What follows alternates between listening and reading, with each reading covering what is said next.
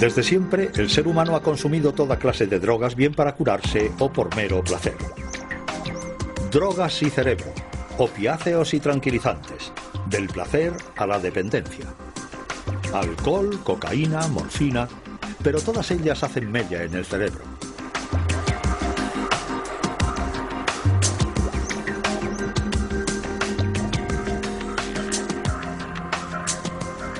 En la actualidad, la biología es capaz de explicar sus efectos en nuestras mentes y el estudio de las drogas permite a la ciencia una mejor comprensión del funcionamiento del cerebro.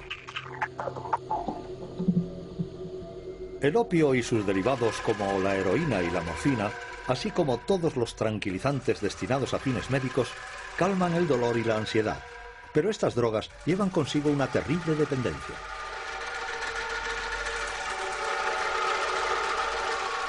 El opio, extraído de la savia de la adormidera, es una de las drogas más antiguas del mundo.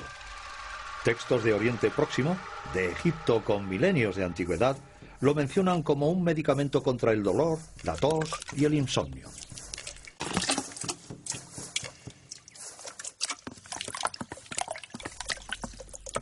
La heroína se produce a partir del opio, siendo un derivado aún más potente. Mezclada con algunos ingredientes como el agua, la cal y el cloro, la pasta de opio se transforma en heroína de una pureza del 80%. Una receta sencilla aplicada en Afganistán y en Myanmar, principales cultivadores de opio.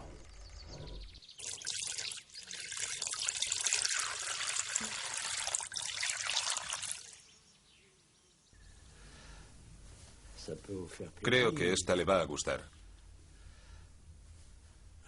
Ah, sí, esta es antigua. Es más larga. No tiene nada que ver, qué bonita. Marfil del bueno. Así que marfil. Y barnizada. Y esta otra es extraordinaria. Un experto como usted lo apreciará. Con boquilla...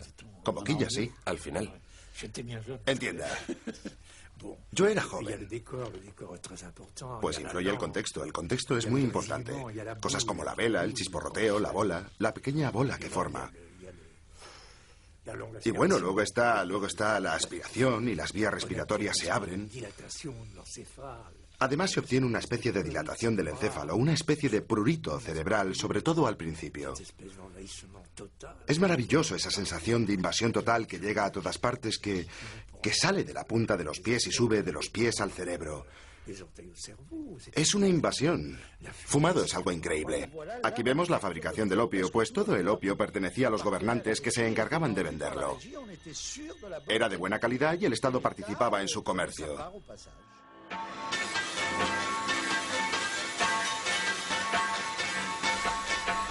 El uso toxicómano del opio fumado era poco corriente hasta que las potencias coloniales decimonónicas impusieron su comercio legal y favorecieron su difusión masiva por toda Asia.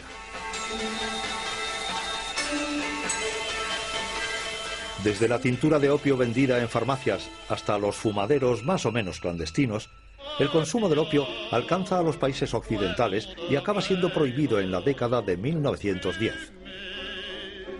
En cuanto a la heroína, genera tal fenómeno de dependencia que acaba también en la ilegalidad unos años más tarde. Le tocaba el turno a la morfina, un analgésico tan potente como adictivo, cuyo uso se restringe al cuerpo médico. En la actualidad, 16 millones de personas consumen drogas derivadas del opio.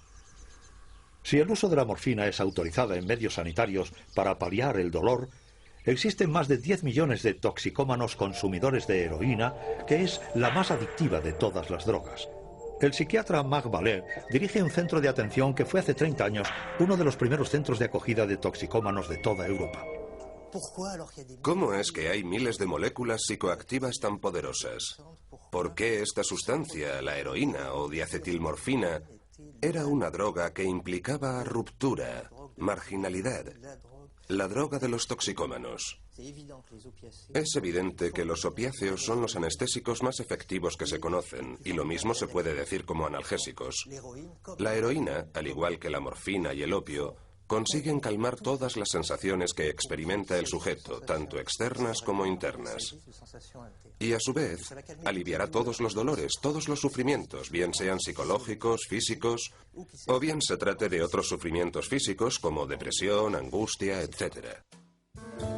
Desde Thomas de Quincy y sus confesiones de un inglés comedor de opio, obra del siglo XIX, las autobiografías bajo los efectos de estupefacientes han tenido continuidad.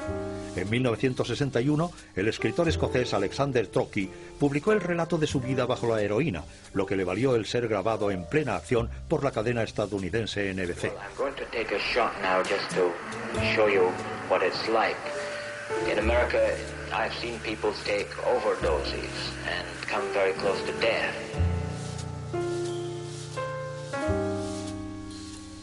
Alexander Trocchi murió a los 60 años de una sobredosis. Se puede pensar, y esa es mi esperanza, que los modelos neurobiológicos y psicológicos de la adicción nos van a permitir replantear de una manera mucho más extensa todos los problemas de sufrimiento físico y las enfermedades mentales. Creo que la psiquiatría va a experimentar una revolución con estos puntos de vista en los que se ve de una manera dialéctica la dependencia fisiológica y la dependencia psicológica como una explicación recíproca. Creo que al fin vamos a tener unos modelos en los que las perspectivas fisiológicas y las psicológicas van a poder complementarse dialécticamente las unas con las otras, responderse, dialogar y, en un cierto sentido, ejercitarse en una mejor comprensión de los fenómenos psíquicos en general. Sin las ratas y los ratones, jamás hubiéramos podido estudiar los efectos de las drogas. Comparten un gran número de sus genes con nosotros y las drogas desencadenan las mismas tempestades en sus cerebros.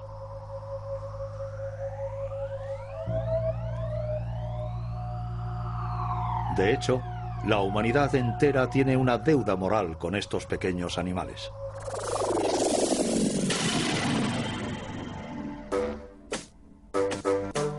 Podemos drogar a las ratas, manipular sus genes e incluso diseccionarlas.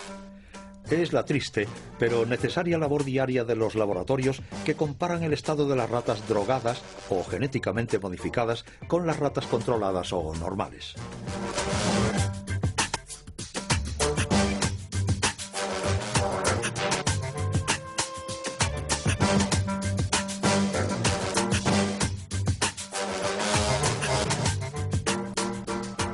Como todas las drogas, la heroína, vista aquí bajo su forma cristalizada, y los derivados del opio, actúan pirateando el sistema de comunicación del cerebro, pues nuestro cerebro se pasa la mayor parte del tiempo hablando consigo mismo.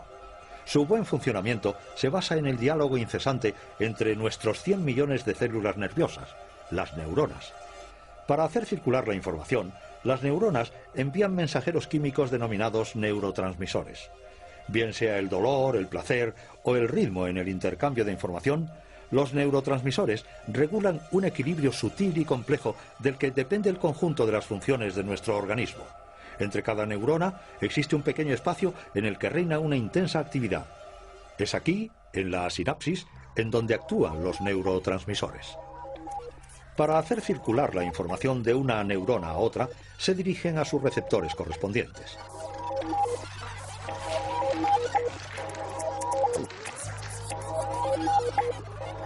En 1973 se descubre que la morfina, al igual que la heroína, puede encajarse en algunos de los receptores. Un descubrimiento de gran calibre que ha permitido a científicos como Brigitte Kiefer explorar un sistema esencial en el funcionamiento del organismo. A partir de este descubrimiento, obviamente supusimos que no era nada normal que la naturaleza nos haya dotado de receptores específicos de una molécula producida por la adormidera. A priori no tenía ningún sentido. Así pues, dijimos que debían de existir moléculas naturales segregadas por el cerebro que deberían, en condiciones fisiológicas normales, interactuar con los receptores. Y así es como nos pusimos a buscar los activadores naturales de los receptores a los opiáceos. A partir del descubrimiento de los primeros péptidos diminutos, se descubrió que también existe una familia de péptidos a los que se les denominó péptidos opioides, unas moléculas que son los activadores endógenos de los receptores.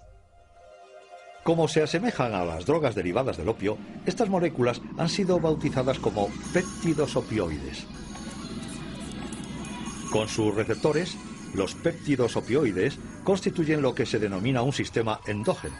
Se llama así porque se encuentra en el interior de nuestro organismo y este sistema es indispensable para nuestra existencia.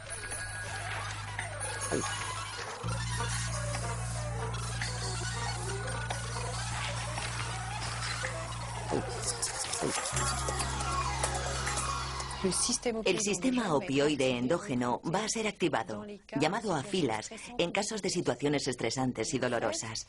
Y es de hecho la liberación de péptidos opioides y la activación de receptores lo que va a producir un efecto antidolor, que va a permitir al organismo hacer cara a la situación de peligro, por ejemplo. 50 years ago, Manchester may well do today.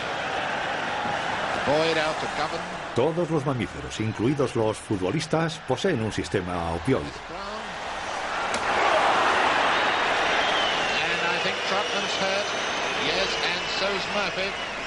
Durante la final de la Copa de Inglaterra de 1956, el portero alemán del Manchester City, Bert Treutmann, tuvo una mala caída y se fracturó las vértebras cervicales. El dolor debió de ser tan intenso que tuvo que haber perdido el conocimiento, pero estaba tan metido en el partido que sus péptidos opioides anularon su sufrimiento. Se levantó y siguió jugando hasta el final del encuentro.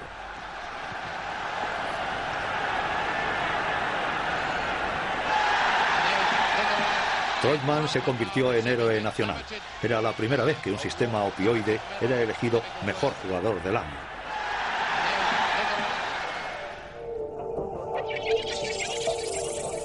En el cerebro del cancerbero, los péptidos opioides estimularon a sus receptores en las zonas que controlan las sensaciones de dolor.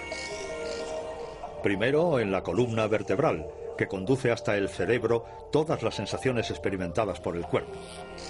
Después en el tronco cerebral, que controla los reflejos y los automatismos vitales como la respiración y el ritmo cardíaco.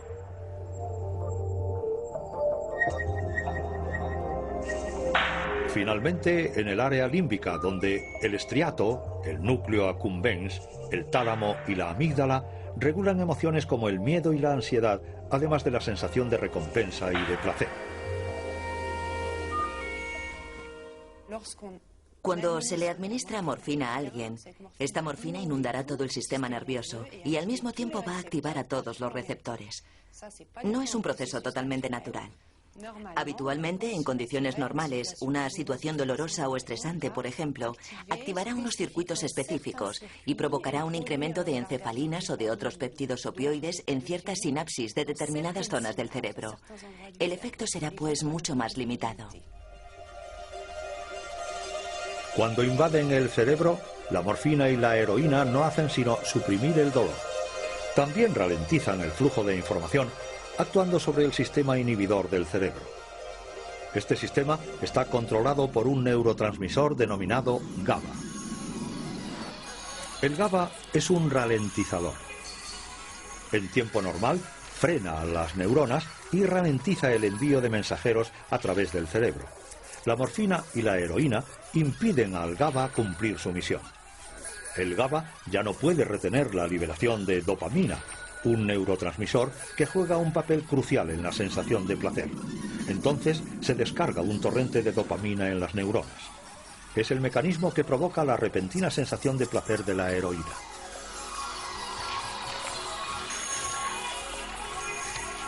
Este mecanismo tiene lugar en una zona muy concreta del cerebro, en la región del estriato, pero sobre todo en el núcleo accumbens, hoy considerado nuestro centro de placer, pues todas las drogas provocan un aumento masivo de la dopamina en esta zona minúscula.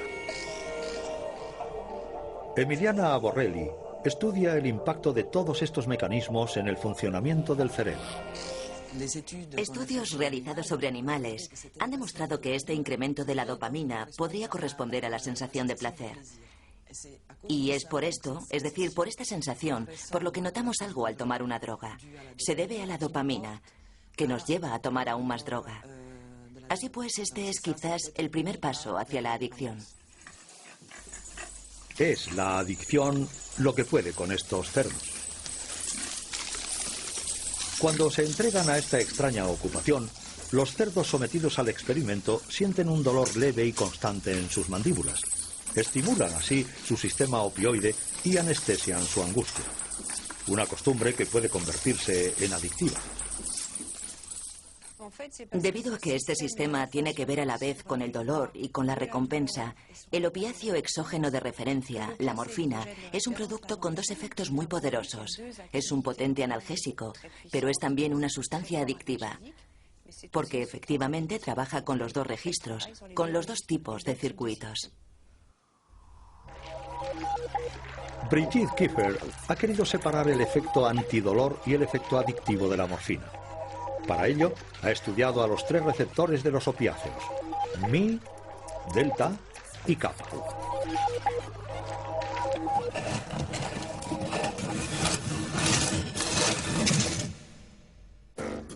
Para comprender si uno de ellos era el responsable de la dependencia, ha eliminado los genes que fabrican cada uno de los receptores en los ratones.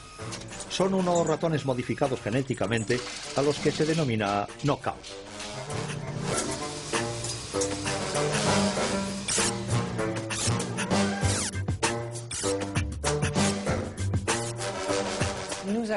Hemos creado unos ratones en los que el gen de cada uno de los receptores ha sido eliminado.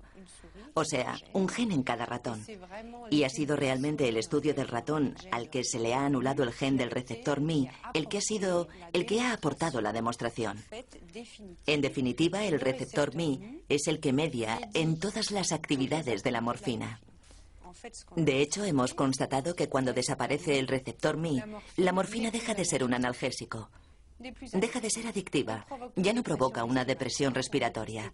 Hemos testado todos los efectos biológicos de la morfina y no ha pasado nada. Por contra, la morfina funcionaba de maravilla en los ratones que no tenían receptores delta o kappa. Con la fórmula A más B hemos demostrado que es el receptor Mi el que media en todas las acciones de la morfina. Y era también la demostración de que no podemos disociar los efectos analgésicos de los adictivos en dos receptores diferentes.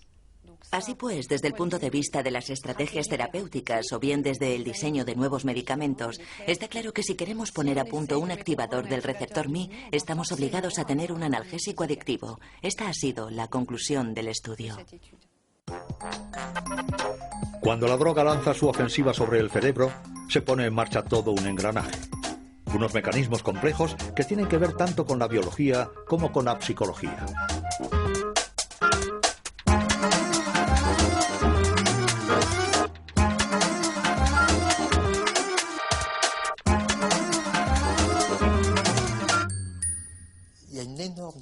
Existe una inmensa diferencia entre la dependencia, en el sentido de necesidad psicológica de tener una sustancia, y la adicción, en su sentido pleno, que es el hecho de que para un sujeto en un momento dado, dicha sustancia se convierte en el centro de su existencia.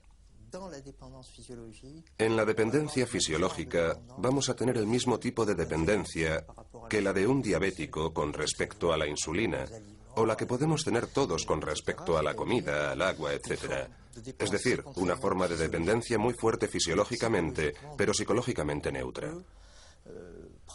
Uno puede inyectarse insulina todos los días sin estar pensando en ella permanentemente, como hacen los diabéticos. Se puede ser médico, profesor, padre de familia, madre de familia y diabético. Un heroinómano se despierta como tal y no puede ser otra cosa, porque el apremio psicológico y social ligado a la adquisición de la heroína es mucho más fuerte.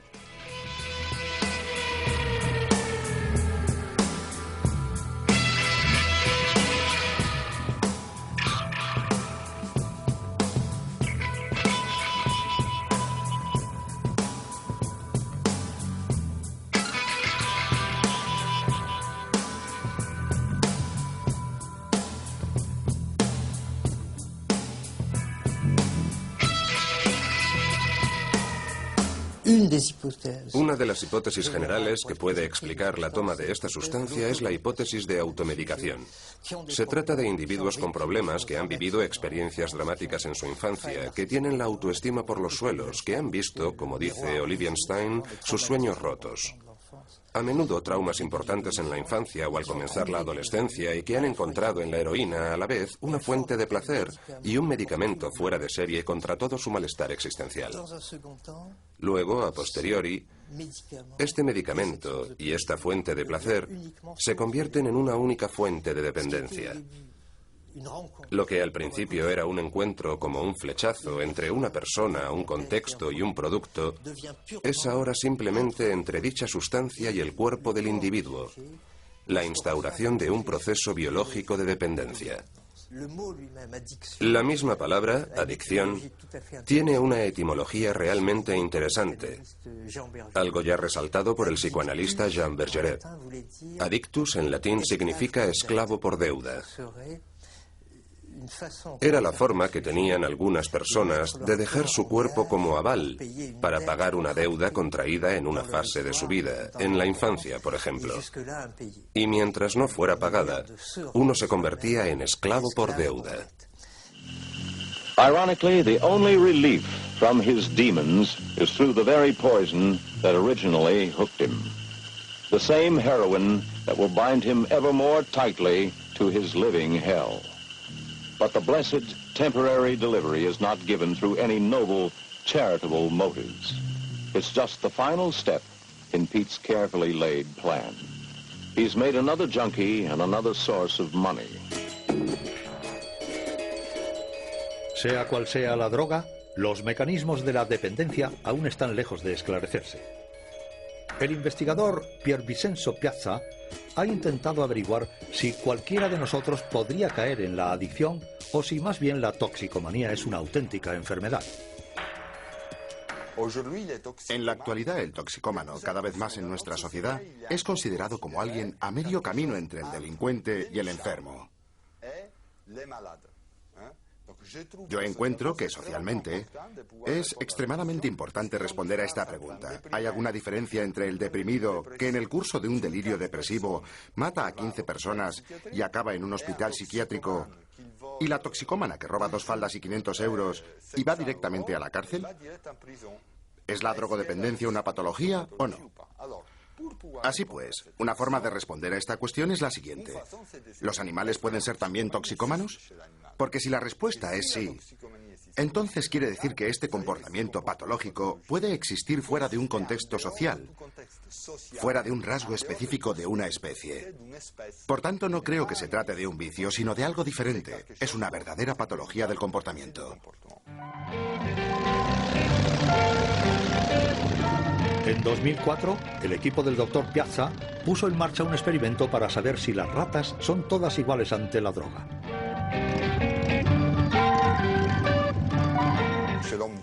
En el caso del hombre, no puedes coger a 300 individuos, encerrarlos, por ejemplo, en Carcassona, darles acceso libre a la droga y ver quién se hace toxicómano o quién no. Con los animales puedes, en cambio, con un grupo homogéneo de ratas, ofrecerles un acceso similar a la droga y ver cuál aprende a autoadministrarse la droga y cuál no. El doctor Piazza ha adaptado los criterios más determinantes de la toxicomanía a unas ratas de laboratorio. Para esto, se ha ayudado del libro de referencia de los psiquiatras, el DSM-4, un manual de diagnóstico de los problemas mentales. El primer criterio de adicción es que el toxicómano dedica mucho tiempo a buscar la droga y nunca consigue limitar el número de tomas. Los investigadores han enseñado a las ratas que solo podían obtener la droga en ciertos periodos del día. Cuando la droga ya no está disponible, una rata normal deja enseguida de reclamar su dosis. La rata toxicómana sigue empeñada en solicitarla. No para de hacerlo. El segundo criterio es el grado de motivación. El toxicómano está dispuesto a mostrar esfuerzos desmesurados para obtener la droga. Los investigadores obligan entonces a las ratas a pedirla cada vez con más insistencia, 800, 1000 e incluso hasta 2000 veces para obtener una única dosis. Tras un centenar de intentos, la rata normal decide que basta, es demasiado, pero nada detiene a la rata toxicómana. Está dispuesta a llegar hasta el agotamiento con tal de obtener su dosis. Finalmente, el tercer y último criterio. El toxicómano continúa drogándose, aun siendo consciente de sus consecuencias nefastas. Si reclaman una dosis, ahora las ratas reciben una ligera descarga eléctrica. La rata normal no está dispuesta a pagar con su piel para obtener la droga. Cesa inmediatamente. Sin embargo, estoica y decidida, la rata toxicómana soporta las descargas eléctricas. Conclusión del experimento: las ratas no actúan igual ante la droga. Algunas se vuelven toxicómanas y otras no. Lo interesante es que hemos visto un porcentaje de ejemplares que era muy similar al porcentaje de individuos en el caso de los humanos. En estos últimos, si sumamos a los consumidores y a los toxicómanos, pues depende del tipo de droga, está entre un 10 y un 30%, mientras que en los animales hemos visto que un 17% supera estos criterios de toxicomanía. This man came to Switzerland when he was 44. This one at age 16. This one at 37. And this one at 63. This one left it when he was just 18. Uno se hace adicto cuando se da cuenta de que se trata de un problema, cuando se convierte en una razón para sufrir. Es cuando alguien quiere reducir el consumo total o parcialmente, pero no lo consigue. Es este fenómeno de querer y no poder, el verdadero criterio absoluto de la dependencia. Creo que, al igual que en la depresión, las causas principales son el cambio de residencia y el divorcio. Es así para la depresión reactiva. Pero para ello, no vamos a impedir los cambios de residencia ni los divorcios para evitar que la gente se deprima. La cuestión es tratar al individuo deprimido. Limitar la disponibilidad de la droga es seguramente importante. Es necesario hacerlo. Pero no es así como se van a resolver todos los problemas de toxicomanía. La drogodependencia es un verdadero problema médico. Y como para la depresión y otras patologías psiquiátricas, es comprendiendo los mecanismos de estos desajustes e intentando arreglarlos cómo se podrá llegar al corazón del problema. Ciertos medicamentos plantean también este problema de dependencia. Son tratamientos concebidos para aliviar la angustia, pero de una manera menos radical que la heroína. Ya apenas se utiliza el hidrato de cloral, los temidos barbitúricos y los medicamentos a base de meprobamato. Todos estos tranquilizantes provocaban una dependencia severa. En la actualidad, los médicos prescriben a sus pacientes enfermos de angustia ansiolíticos como el Valium, el Xanax o el Lexomil, unas moléculas que se denominan benzodiazepinas. En los enfermos de ansiedad, ciertas áreas del cerebro, como el estriato o el hipocampo, sufren desajustes. Pero el principal destino de los medicamentos es la amígdala, que desencadena los reflejos del miedo y de la ansiedad. La acción exacta de las benzodiazepinas sobre las neuronas ha sido siempre algo misterioso. Hans Möller, un gran especialista en la ansiedad, fue el primero en comprenderlo. Normalmente la ansiedad es algo esencial para cada uno de nosotros. Sin ella ya estaríamos todos muertos. Nadie atravesaría una calle. Por tanto, la ansiedad es algo fundamental. Pero hay pacientes que sufren de exceso de ansiedad. No sé si han visto alguna vez a alguien en plena crisis de ansiedad. Da auténtico pavor. Estas personas pueden estar sentadas en un restaurante, en la oficina, en casa, y de repente, sin un desencadenante evidente, se quedan rígidos, sudan, su corazón se acelera y piensan que ya les ha llegado su último momento. Son incapaces de moverse, de levantarse, y tras una hora, el ataque aminora o desaparece. La ansiedad en estos pacientes es devastadora. Debemos encontrar un medio para ayudarles. Hans Möller descubrió que benzodiazepinas como el Valium actuaban sobre el sistema de ralentización del cerebro, el sistema del GABA.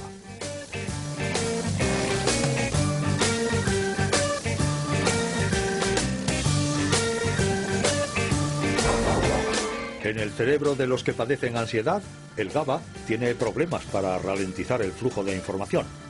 Lo que hacen las benzodiazepinas es activar el freno de mano cuando se embala el sistema. Lo que las drogas hacen es actuar como el servomecanismo del freno de un coche. Mejoran el sistema de frenado, el sistema inhibidor. Pero las drogas no pueden activar dicho freno. Cuando uno conduce un coche y decide pisar el freno, el servomecanismo hace el freno más eficiente. En tiempo normal, el GABA estimula sus receptores y ralentiza la transmisión nerviosa.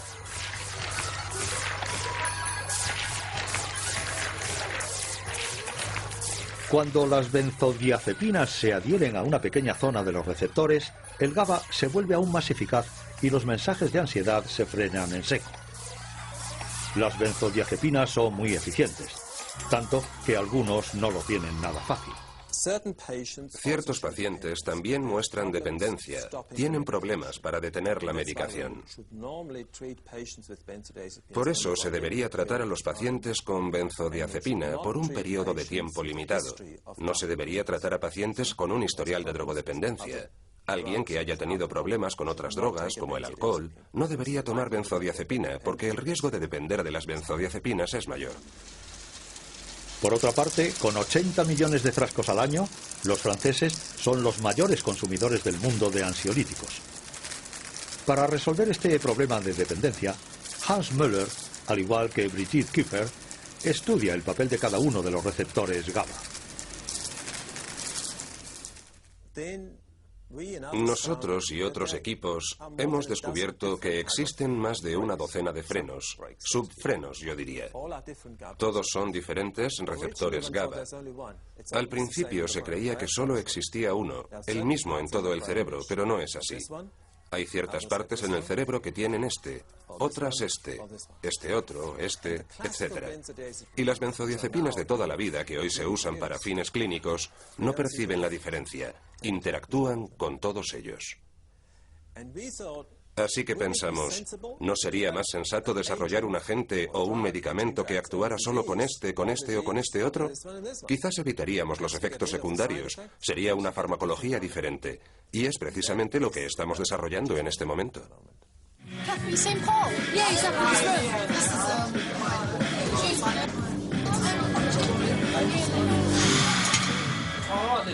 Mientras llegan las nuevas generaciones de ansiolíticos, los pacientes no deben interrumpir bruscamente el tratamiento, pues con medicamentos como la heroína, el cuerpo se adapta y reclama su dosis.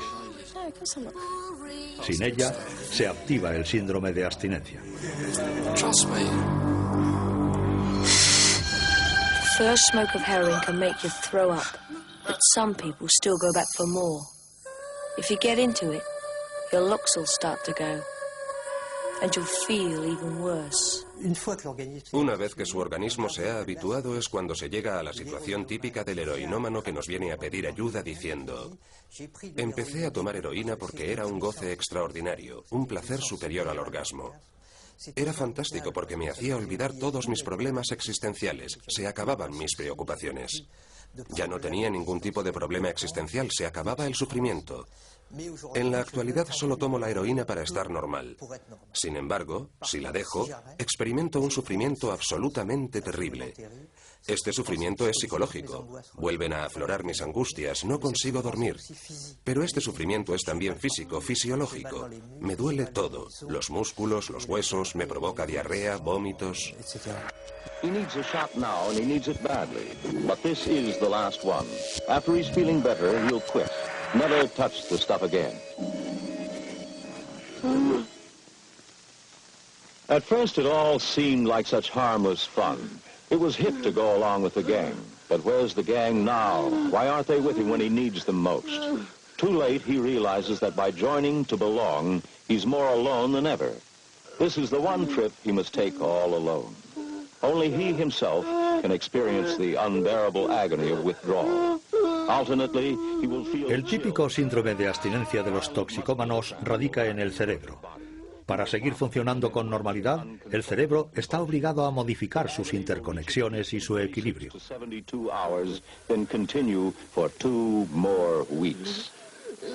In the meantime, he must obey the rules of the drug addict's world of secrecy. La primera vez que alguien se expone a una droga es por curiosidad. Es simplemente una sobreestimulación de sus neuronas. Cuando la situación se vuelve crónica, o sea, cuando el que la probó continúa tomándola, es algo celular. Experimenta, ¿cómo decirlo?, una especie de memoria celular. Por tanto, no es la memoria del individuo la que interviene, sino la memoria precisamente neuronal. Primero debemos saber que antes de experimentar el llamado mono, el cerebro ya se ha vuelto dependiente. Digamos que en la persona que se vuelve dependiente, es decir, que consume droga de manera continua y en grandes cantidades, su cerebro cambia de estado. Va a entrar en una fase que se llama estado de dependencia. Y efectivamente es un estado en el que se va a acostumbrar a la presencia de la droga y tratará de compensarlo en el sentido inverso. En el caso de los opiáceos, de la heroína, por ejemplo, sabiendo que la heroína es inhibidora de las neuronas a fuerza de estar constantemente inhibidas, estas van a desarrollar unos fenómenos compensadores y, en cierto sentido, van a lanzar unos sistemas excitadores. Mientras el cerebro esté bajo la heroína, estará mantenido bajo inhibición y progresivamente regresará a un estado nuevo de equilibrio que es similar al normal, pero bajo la heroína, porque los efectos inversos han sido potenciados. Si le quitáramos la heroína de golpe, ¿qué sucedería en ese momento? Se pasaría a otro estado de forma radical, cambiaríamos de nuevo el equilibrio. Si el inhibidor general ya no está presente, van a salir a flote todos los efectos excitadores, que en definitiva no son sino el mono. Ahora, existen tratamientos que permiten a los toxicómanos dejar la heroína sin sufrir la abstinencia. Desde su distribución en una prisión de Nueva York a principios de los 70, el recurso a los opiáceos de síntesis se ha generalizado. La metadona y la buprenorfina sustituyen a la heroína en el cerebro, pero actúan con menos fuerza en los receptores. De ahí su nombre de tratamientos sustitutivos. La metadona es algo que evita el mono. En un drogodependiente ocupa continuamente los receptores. Por tanto, no hay síndrome de abstinencia ni una búsqueda compulsiva de la droga. Está en un estado relativo de equilibrio que hace que pueda interactuar casi con normalidad con la sociedad. Con esto también se vuelven adictos a la metadona o a la buprenorfina. Sin embargo, no se da el subidón que sienten los heroinómanos bajo el efecto de la droga, porque la metadona y la buprenorfina no alcanzan un nivel de concentración tal que provoque el efecto de búsqueda en el toxicómano. A un nivel fisiológico puro, podemos decir que reemplazar la heroína por la metadona o la buprenorfina no es sino sustituir una droga por otra. Sustituimos una droga prohibida por otra legal. Una droga que vale muy cara por otra suministrada por la sociedad. Una sustancia de acción corta e intensa por unos productos de acción menos intensos pero mucho más duraderos. Los tratamientos de sustitución no son la panacea. Los investigadores desearían dar con un tratamiento que curara la adicción en vez de disminuirla. Para ello, la investigación se interesa de cerca en la dopamina, el neurotransmisor ligado a la sensación de placer provocada por las drogas. Exactamente como para los opiáceos o el GABA, existen varios tipos de receptores a la dopamina. Y es uno de ellos, el receptor D2, el que parece jugar un papel crucial en la dependencia de las drogas. Para estudiarlo, los investigadores recurren a ratones modificados genéticamente. Con el objetivo de poder estudiar el papel del receptor D2 en su respuesta a las drogas, pero digamos también en su función fisiológica cotidiana, hemos creado unos animales knockout, en los cuales el receptor D2 no se hace evidente.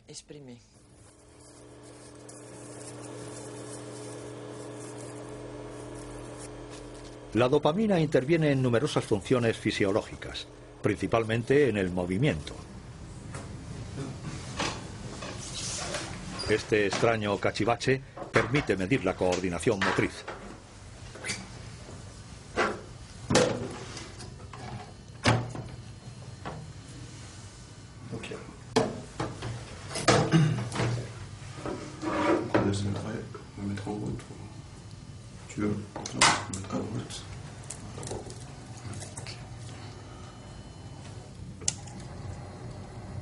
Un fracaso total para el ratón Knockout. Pero los receptores D2 juegan también su papel en la toxicomanía. Hemos podido demostrar que en ausencia del receptor D2, los ratones dejan de responder, por ejemplo, a los efectos reforzadores. Por tanto, eso les conduce enseguida a la adicción. Otros laboratorios han realizado estudios con este propósito.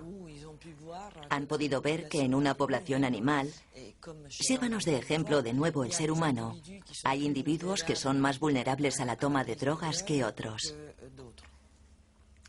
Está claro que cada cual tendrá un grado de dependencia acorde a cómo hayamos nacido. Cada uno de nosotros posiblemente tengamos tasas de dopamina o de neurotransmisores diferentes. También influye el código genético. No es el mismo en cada individuo. Cada uno es diferente del resto. Por ejemplo, yo no lo sé, pero yo podría tener muchos más receptores D2 con respecto a otro. Y en consecuencia mis reacciones frente a la droga pueden ser diferentes en relación a otra persona.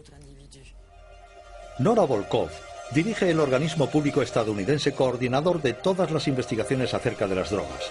Descubrió que los toxicómanos tenían pocos receptores D2 y viceversa, que las drogas provocaban una aversión en las personas que poseían muchos.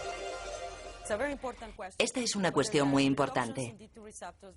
¿La reducción de receptores D2 que observamos en toxicómanos es consecuencia del abuso de las drogas o más bien refleja el hecho de que estos niveles, al ser bajos, los receptores los hacen más vulnerables a las drogas? Como resultado de estos estudios y contrastándolos con los del resto, he llegado a la conclusión de que una tasa alta de receptores de dopamina D2 protege contra la toma de drogas. Es un factor de protección. Poseer una tasa de receptores baja le hace a uno más vulnerable a las drogas. Esto puede abrir un amplio campo de investigación. Es un auténtico desafío para la ciencia. ¿Cómo se puede actuar sobre el número de receptores D2 sin alterar el equilibrio del cerebro?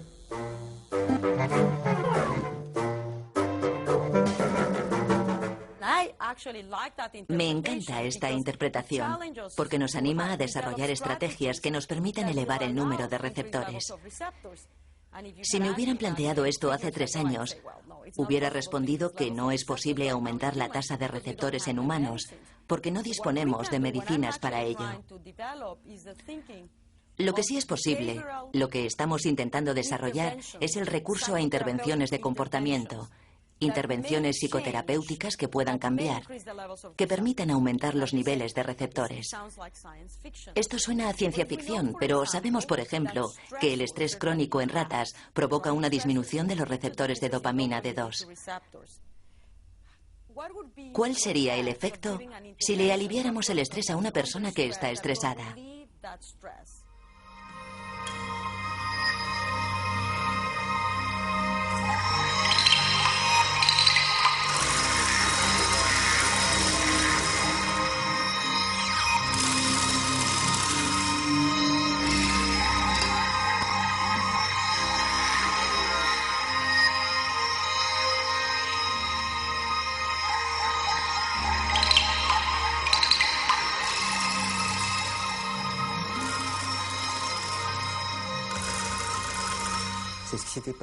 Es lo que pasó en los años 60 con los soldados estadounidenses en Vietnam. Se habían enganchado a la heroína una heroína de gran calidad.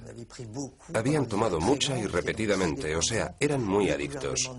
El gobierno de Nixon había previsto programas de metadona y centros de desintoxicación para desenganchar a sus soldados.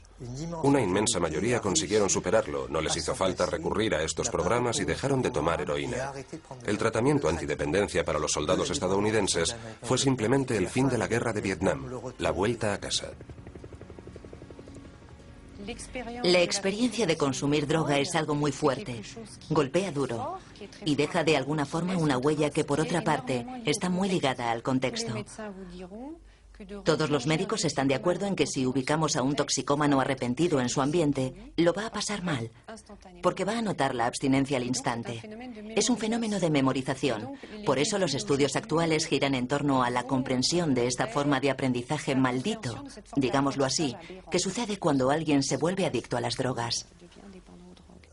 Hoy en día se da por válida esta actuación. Hemos constatado que uno de los tratamientos con ratas de laboratorio adictas a la heroína es cambiarlas de jaula. Las metemos en jaulas más grandes con unas condiciones de vida mejores y entonces dejan de administrarse heroína el resto de sus vidas. Por consiguiente, es la validación científica de un dato clínico realmente importante. Como la droga, las experiencias vitales y los recuerdos atraviesan la membrana de las neuronas, el espacio líquido de la sinapsis, y quedan marcados para siempre en nuestro cerebro. El estudio de estos procesos complejos es lo que reconcilia ahora a la neurobiología con la psicología. Por tanto, es una dependencia que es a la vez fisiológica y psicológica. Y consideramos hoy, por otra parte, que la dependencia es un fenómeno global y que es probablemente un error haber separado la dependencia psicológica de la dependencia fisiológica. Ya no estamos en la época en la que se pensaba que el alma era un órgano separado del cuerpo y que estaba unido al cerebro por la apófisis. Sabemos de cierto que la psicología y la fisiología son dos maneras de abordar los mismos fenómenos. Permítanme darles un excelente ejemplo de un estudio de Michael Meaney que acaba de ser publicado recientemente. En él muestra que a una rata, cuando su madre no tiene contacto físico con ella, eso le lleva a silenciar un gen que hace al animal más sensible al estrés. Aquí tienen la construcción psicológica de la respuesta a un estrés, pero también la información altamente elevada de la ciencia que identifica el estrés ambiental como silenciador de un gen, lo que se traduce en la ausencia de expresión de un receptor. Con todo, no lo considero como una vuelta a la psicología. Lo veo como poder aprovecharnos de la ciencia y de la tecnología, que tienen en común tratar de entender cuáles son los procesos neurobiológicos que subyacen bajo los mecanismos psicológicos. Es como mirarse al espejo, según como uno lo mire. Por un lado, se podría decir que los genes no van a tener el mismo efecto en la vulnerabilidad a las drogas. Es en función del ambiente en el cual uno se mueva, o las experiencias que uno haya vivido. O a la inversa, se podría decir que el medio no tendrá los mismos efectos en función de los genes del sujeto. ¿Resultado? No se puede considerar a los genes y al entorno como dos variables independientes que actúan cada una al 50%. Más bien es una sola influencia. Y es la interacción entre los dos factores lo que va a determinar nuestro ser. Las historias de adicción se parecen a los romances amorosos. Una persona, con sus genes, se encuentra con la droga en un momento de su vida. Un flechazo destructor donde lo vivido y la psicología juegan un papel determinante. Estrechamente ligados, estos factores son únicos en cada individuo, lo que nos hace a todos diferentes frente a la droga. Al explorar los mecanismos de la adicción, los investigadores se interesan también por el impacto de los acontecimientos existenciales en la química del cerebro y en los genes. Para ellos, la dependencia es una auténtica enfermedad del cerebro. En su búsqueda de nuevos tratamientos, los científicos se esfuerzan ahora por saber las causas de la toxicomanía. A todas las ratas y ratones que cada día en los laboratorios contribuyen a una mejor comprensión de la ciencia humana.